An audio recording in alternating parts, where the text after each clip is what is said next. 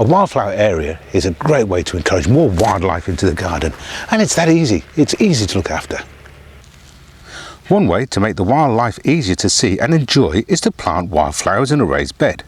That way you have less bending and stooping when you want to take a close look or even do a bit of photography. We've created a raised bed here, and we're going to use Meadow Mat wildflower matting to get our wildflowers off to a good start. The 3 things to remember when building a raised bed for wildflowers, I'm going to call them the 3 S's. It's size, soil type and sunshine. When it comes to making a planter for wildflowers, the only dimension that really matters is depth. As you can see, this raised bed is quite large, but it wouldn't matter if it was much smaller. What is important is that the plants have plenty of room to sink their roots deep into the soil. 15 centimetres is the bare minimum you should aim for. Remember too, the shallower the soil, the more risk there is of it drying out in the summertime. So if you're aiming for a water-wise garden, build your raised bed as deep as you possibly can. Now, this is important. Ordinary garden soil is just too rich for wildflowers. They've adapted to living where the soil hasn't ever been enriched with compost or fertilisers. This bed has been filled with low nutrient topsoil. It's been specially blended to create exactly the right conditions for most wildflowers. It costs slightly more than a garden soil, but it does mean that we have the best possible chance of getting our wildflowers to grow really well. We're going to be growing sun-loving wildflowers in this bed. Things like cornflower, oxeye daisies, bird's foot trefoil, wild carrot and vetch, and so we placed it where we know the sun will be on it most of the day. If your raised bed is going to be in shade for more than half the day, be very careful to choose shade-tolerant plants to grow in it.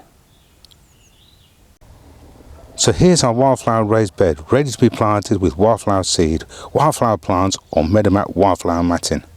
I've gone to the trouble of doing a raised bed. These boards are quite handy because they spread the weight. I'm about to plant some Meadow Mat wildflower matting in it, but before we do, I'm going to place some spring flowering bulbs on top of the soil. Here's a nice selection of bulbs. These native snowdrops should push through the Meadow Mat and spring into life as early as February. We're going to plant some of these little snowdrops in. Tiny little bulbs, lovely little things. Just anywhere, irregular, is great. And then we can put some other mixed bulbs in, making sure that, of course, the roots are in the ground. Put them up the right way.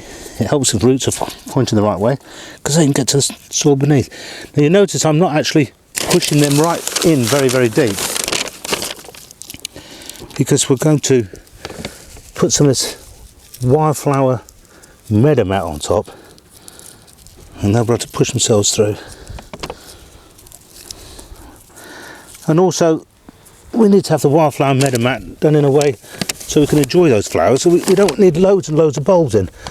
About 10 a square metre, I reckon.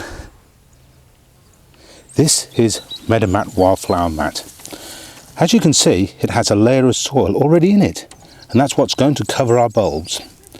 If you've not seen Meadow Mat before, it's a bit like turf, but instead of lawn grasses, it has wildflower plants. As you can see here, that even though the plants aren't very tall, they are all different shaped leaves.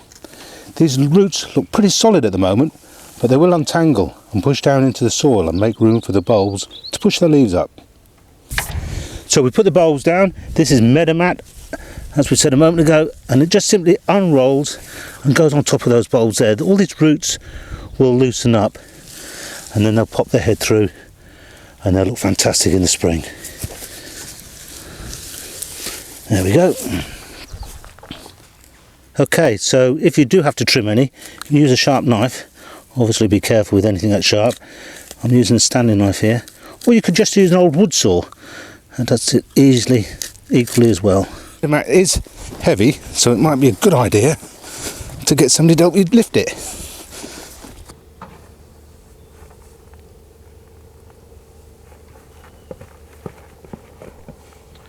So there we have it. We'll lay out another roll and we'll carry on doing that and finish the job off. And we'll come back in the springtime to have a look at those bulbs and how it all looks in flower. Thank you for looking.